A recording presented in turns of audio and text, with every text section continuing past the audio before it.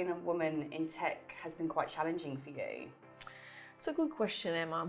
I feel like, there's always some challenges, and it's not necessarily always gender based. And I don't feel like it's just for the tech industry either. I think sometimes there are some inequalities in all industries around the globe.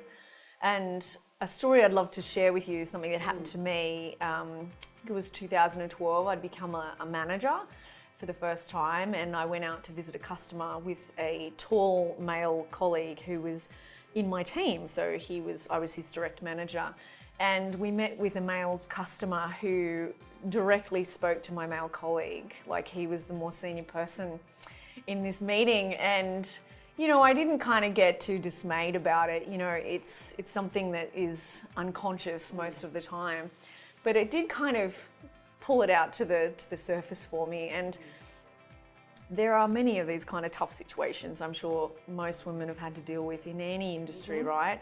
And I think one of the things that I have done to try and arm me with different ways that I can manage these situations is a course we do at Salesforce called Cultivating Equality. And it's a course that we partner up with Corn Ferry, and I've actually co-facilitated it both in London and here in Sydney. And it just gives you some tips and tools to try and be able to combat mostly unconscious bias. So knowing that it's not necessarily someone's intention either. Yeah, definitely. I would be interested in having a look into that as well. So do you notice there's a lack of women in technology? And if so, why do you think that is? I think, I don't think this is just for the technology industry. Again, when I've spent quite a bit of time researching this, just not just across Australia, but also across the globe. And particularly for Salesforce, we're very good at bringing in a lot of women in junior levels.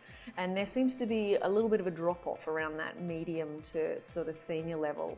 And I feel like, if I was to guess, that this would be around women stepping away to start a family, right? Which is really normal, and we promote that. So one of the things that we're doing at Salesforce is we've put in place a fantastic parental leave policy to not only encourage mums and dads to step away and to have that really special time and create a family, but also to support them through that journey and to welcome them back.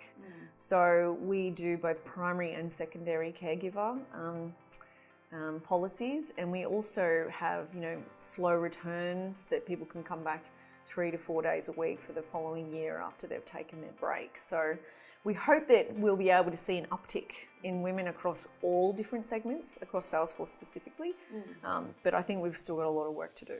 Yeah, brilliant. So what was it about the Salesforce world that really interested you?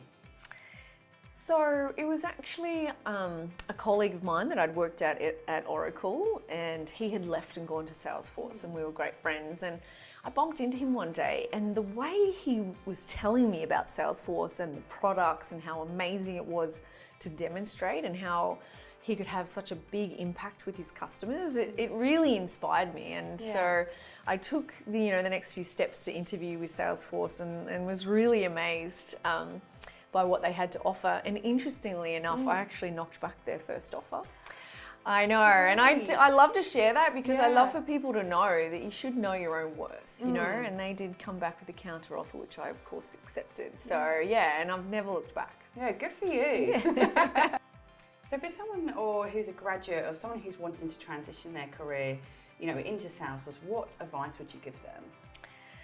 So we love these kind of folks. I would say, please come on down. And I think having been a hiring manager for many years, the one real thing that I look for is people that are curious. So, come motivated, show your drive, do a little bit of background research on the company, know and understand, the basics of what Salesforce does, and come prepared with hard questions, and ask all the things that you feel like you need to understand about a job. Because I think as a hiring manager, it gives me a really great insight into, how you're going to handle difficult situations, because an interview is probably most people's least favourite time. So that's my advice. Be yourself, come in.